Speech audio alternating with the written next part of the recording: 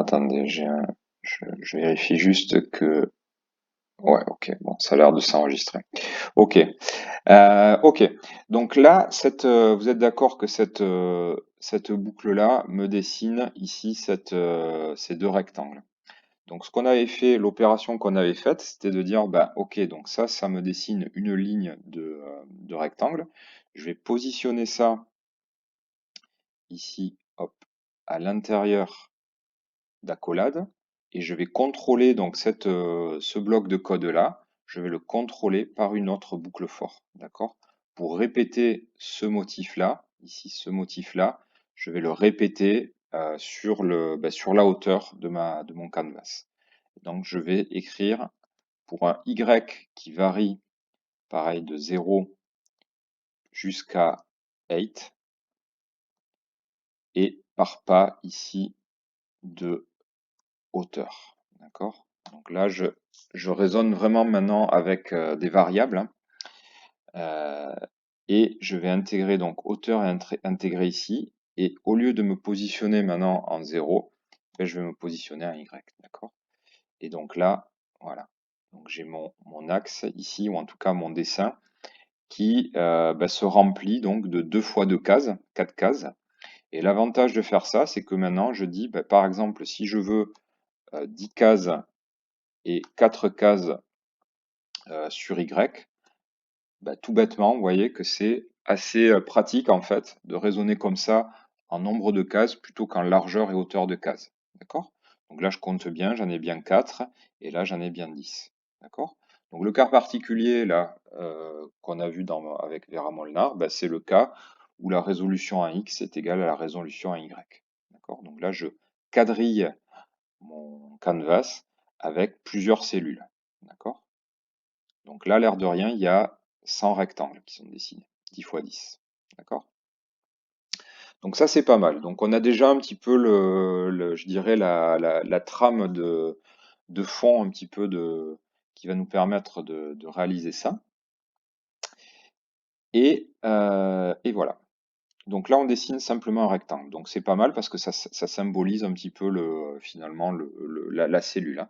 Donc vous êtes d'accord que chaque cellule, alors je vais dessiner ici, si j'y arrive. Hop, je vais mettre là, je vais agrandir ça. Donc si je reprends ici, alors je vais essayer de dessiner en gris.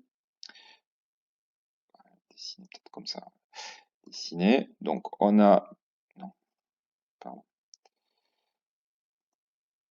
Voilà. Donc on a notre grille qui est comme ça. D'accord, hein. Donc toujours là, pour l'instant, on n'a pas bougé le repère. On ne va pas le bouger.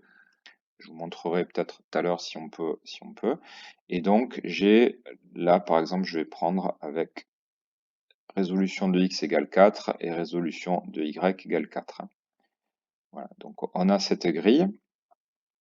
Et finalement, chaque cellule ici va avoir donc, je vais reprendre ici, voilà. Donc chaque cellule en fait va avoir ici pour coordonnées, ici, hop, x, y. Donc ça, voilà, pour une cellule quelconque, x et y. Et là, on va avoir donc largeur, donc je vais l'appeler L, parce que c'est trop compliqué à écrire. Et ici, donc, hauteur. D'accord?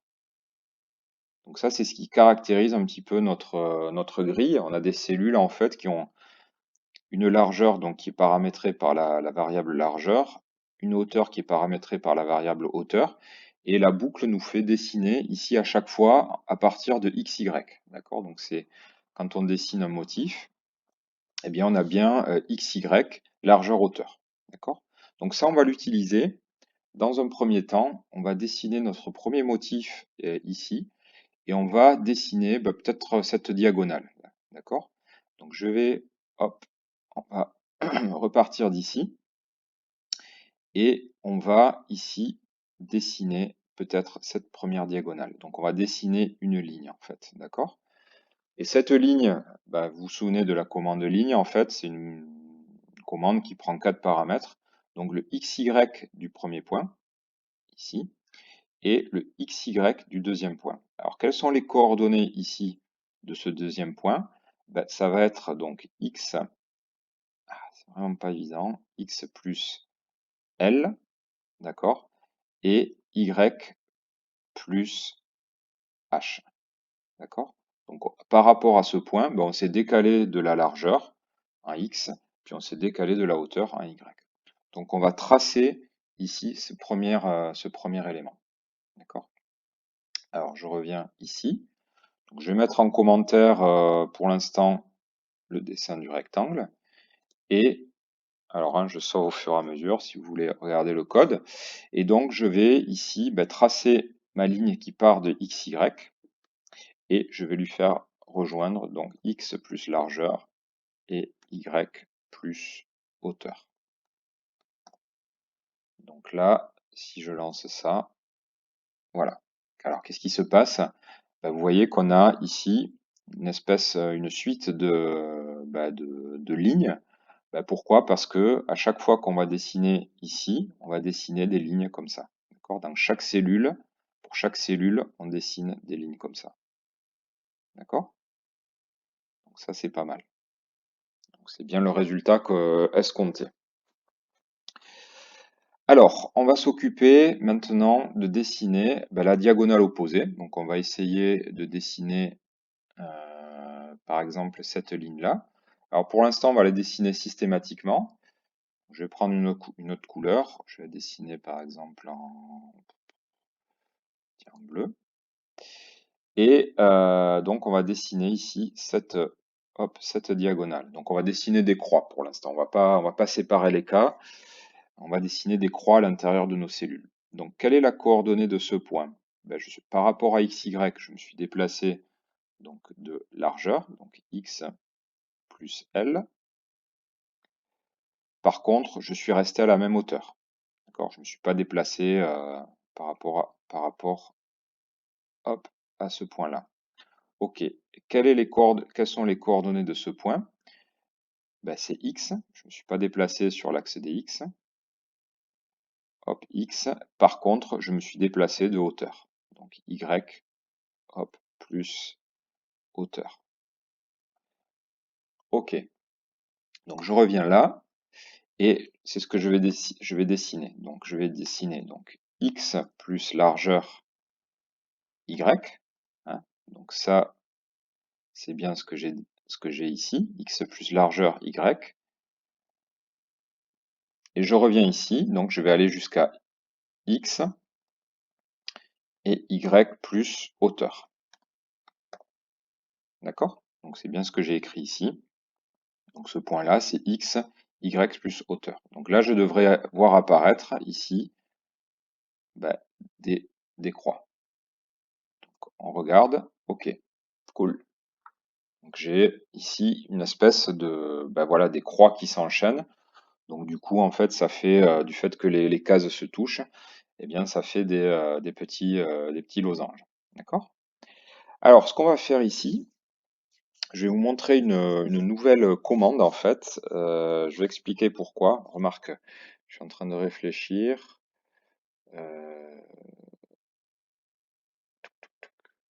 Non, je vais vous la montrer après.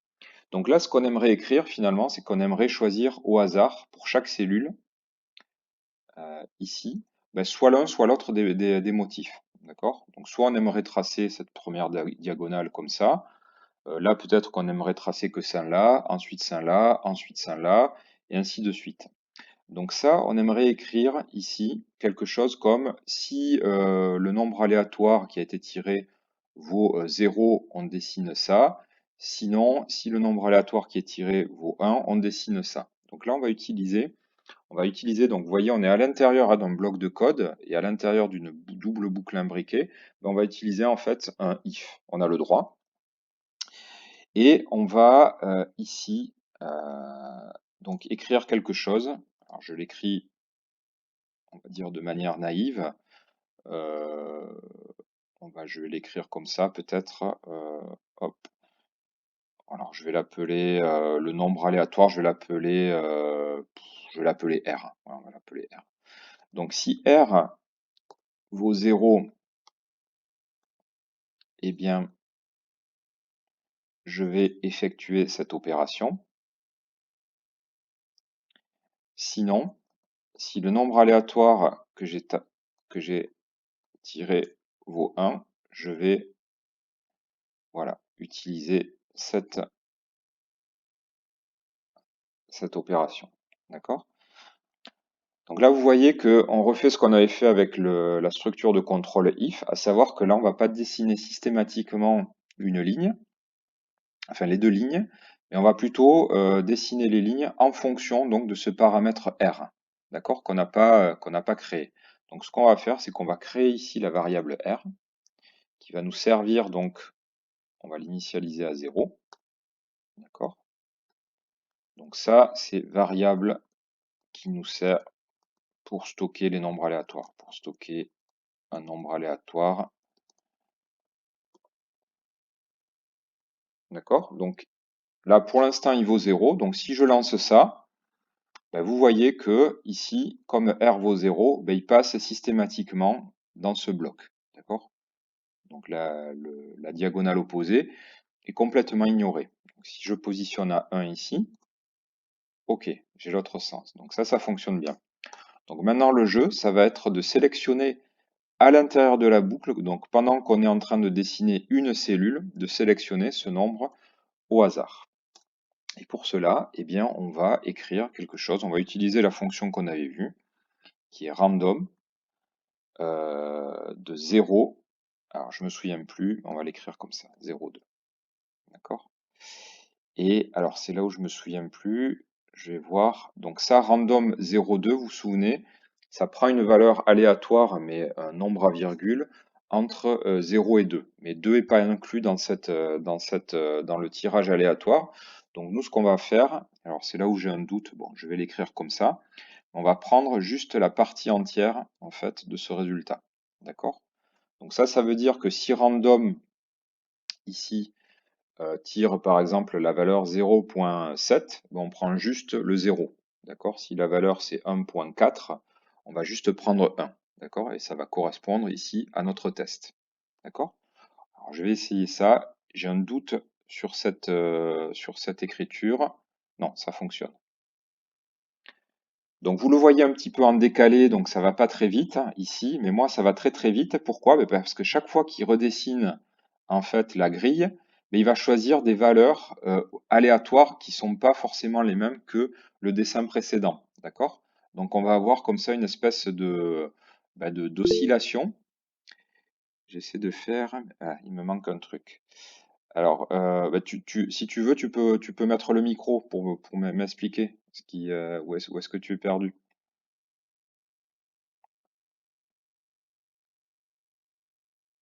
Ça va très vite. Oui, voilà, ça va très vite. Donc ça, c'est le dessin qui va très vite parce qu'il y a un décalage. Alors, je vais réexpliquer la démarche. D'accord? Donc, comment je pourrais faire? Alors, je vais effacer ça. Donc, est-ce que ça, vous avez cette notion-là de double boucle, ça vous paraît clair à peu près? Oui? Voilà. Donc là, ce qu'on va faire, vous êtes d'accord que quand on est, hop, alors j'efface ça, mais quand on est ici, en fait, on est au niveau d'une cellule XY, ici, qui nous permet, oui, voilà, avec un framerate exact. Voilà, si vous mettez framerate de 2 ou de 1, eh bien, vous pouvez voir 1 ou 2 dessins par seconde. Donc ça va beaucoup moins rapidement. Donc là, quand on est dans cette boucle ici, eh bien, on dessine en fait un élément. Alors, il faut le mettre où? Ah oui, alors le framerate, vous pouvez le mettre ici. D'accord? Donc, ça va aller beaucoup moins vite, là, par exemple. A priori... Ah oui, mais moi, j'ai plus rien, pardon. Je vais remettre ça.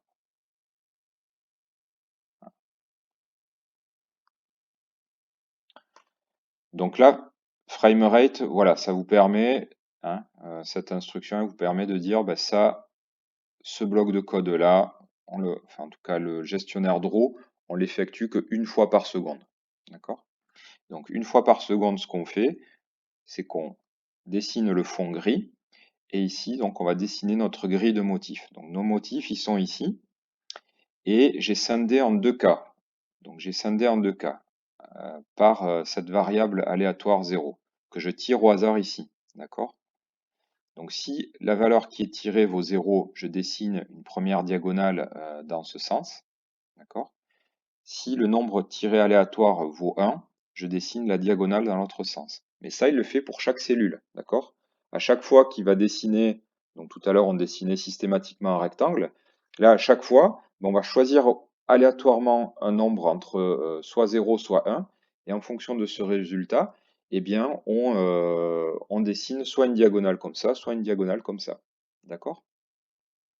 Donc ça, c'est le principe de structure de contrôle if qui permet d'exécuter du code soit en condition, enfin avec condition. D'accord? Est-ce que ça va pour l'instant? C'est pas évident. Parfois, j'ai l'impression de parler dans le vide. Alors, donc là, on est pas mal. Alors, je vais vous montrer quelque chose aussi. C'est ce que je voulais vous montrer avant. Donc la solution du framerate est très bien. On a une solution qui est plus... ouais, merci Tim. C'est plutôt élégant. On va faire, je vais vous montrer, hop, cette fonction noLoop. Donc noLoop, en fait, c'est une fonction qui est un petit peu spéciale et je dirais peut-être un petit peu paradoxale avec le fonctionnement de P5JS. C'est-à-dire que quand vous allez lancer, grosso modo, noLoop, il ne va exécuter, donc ça veut dire en gros pas de boucle de dessin. Il va passer une fois dans cette boucle de dessin et c'est terminé. Voilà. Donc c'est terminé. Donc si vous relancez à chaque fois le programme, vous allez avoir un dessin différent du fait des randoms. Et le draw, en fait, la notion de boucle est terminée. C'est-à-dire qu'il ne refait pas, il ne repasse pas dans le dessin plusieurs fois. Alors, dans notre cas, c'est pas mal parce que nous, on ne veut pas que le dessin en fait se refasse plusieurs fois. Et vous allez voir, on va implémenter ici la fonction keepRest, donc comme on a fait tout à l'heure. Voilà. Et on va lui demander en fait de réexécuter le draw. D'accord? Donc ça, je vous le mets, je vais leur expliquer un petit peu après. Redraw.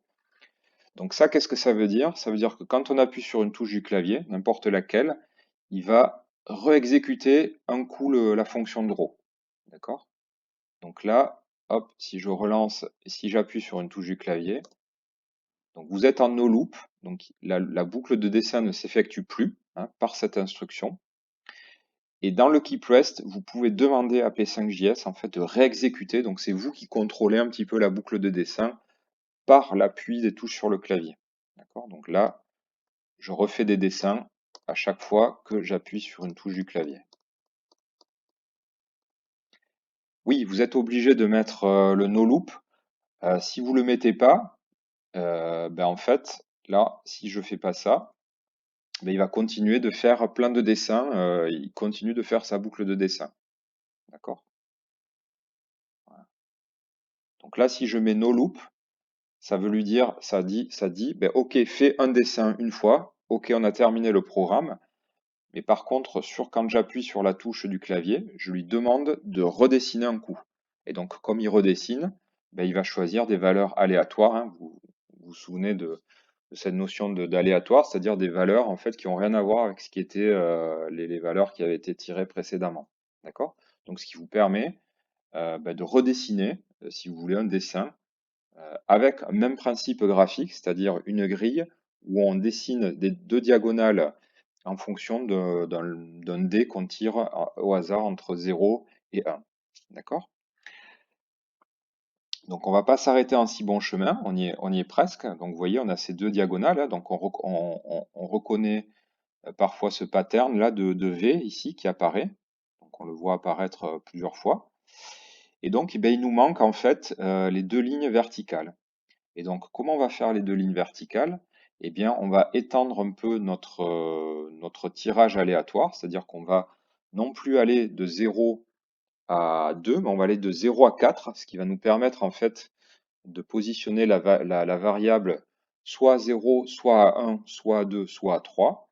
Et on va traiter les cas ensuite qui nous manquent, c'est-à-dire les cas pour lesquels R vaut 2 ou R vaut 3. D'accord? Donc, hop, je sauvegarde ça. Ici, je rajoute 4. Donc, si je lance ça, ben, il se peut que R vaille 2 ou R vaille 3. Donc là, pour l'instant, ben, je ne fais rien. Donc, on va avoir des trous dans notre grille. D'accord? Donc, il y a des cas où ben, la valeur au hasard qui est tirée vaut 2 ou vaut 3. Pour l'instant, ben, on ne fait rien. On ne dessine rien du tout. Et donc, c'est logique qu'on ait des trous qui apparaissent sur notre grille de cellules. Donc là, pareil, vous pouvez vous amuser à changer la résolution de la grille. Donc là, j'ai mis par exemple 20 par 20, mais voilà, c'est la beauté des boucles, vous pouvez changer les paramètres, d'accord? Donc en changeant la résolution X et la résolution Y, et on peut même désynchroniser X et Y, c'est-à-dire voilà, on peut avoir des dessins comme ça. Donc là, qu'est-ce que ça veut dire? Ça veut dire que j'ai beaucoup moins de cellules qui se répartissent sur Y, donc mes motifs sont étirés. Et vous voyez l'avantage d'avoir raisonné avec des variables x, y, largeur, hauteur, c'est que si je change juste ces paramètres, eh bien tout s'accorde. D'accord? Si j'avais raisonné plutôt avec des valeurs numériques, eh bien il aurait fallu qu'on aille triturer dans le code les valeurs pour s'adapter. Là, quelles que soient les valeurs que je mets ici, eh bien tout s'adapte. Donc, c'est l'intérêt de passer par ces notions de variables et de calcul un petit peu automatique de valeurs. Okay, donc, il nous reste en fait à traiter ici les cas 2 et 3. Donc, on va les écrire ici. Donc, je vais écrire, hop, je me positionne dans la boucle et je vais dire si, eh bien, R maintenant vaut 2. Donc, je vais effectuer une action particulière. Et enfin, si R vaut 3 et j'aurai couvert tous les cas, j'effectue une action particulière. D'accord? Donc là, je sors au fur et à mesure. Si vous voulez avoir le sketch à côté dans un onglet de votre navigateur, vous pouvez pour avoir le code ici. Donc R égale 2. Alors R égale 2, je vais switcher de fenêtre. Donc je reviens ici. Donc R égale 2, ben pour R égale 2, on va décider de tracer cette ligne, d'accord? La ligne verticale, comme ça. Donc pareil, on va tracer une ligne par le biais de la fonction line. Eh bien, on va d'abord trouver les coordonnées de ce point.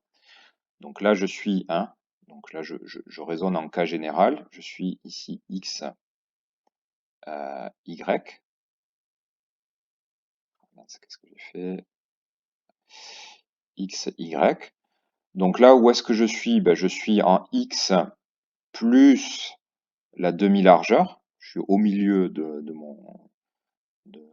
ma cellule. Donc je vais écrire L divisé par 2.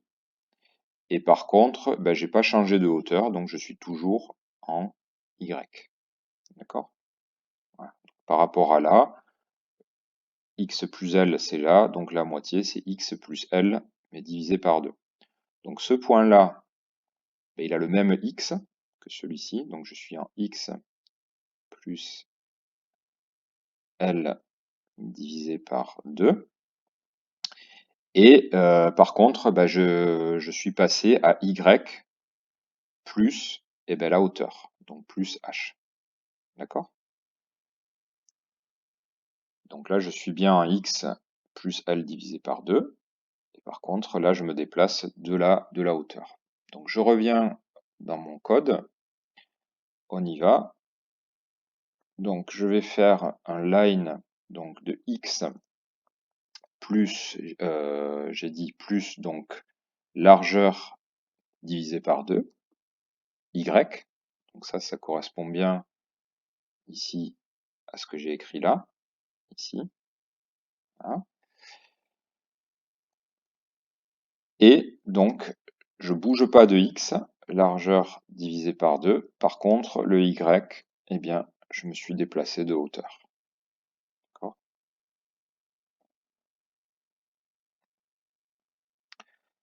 Alors, attention, je vais agrandir un petit peu ma fenêtre. Voilà, pour être plus à l'aise.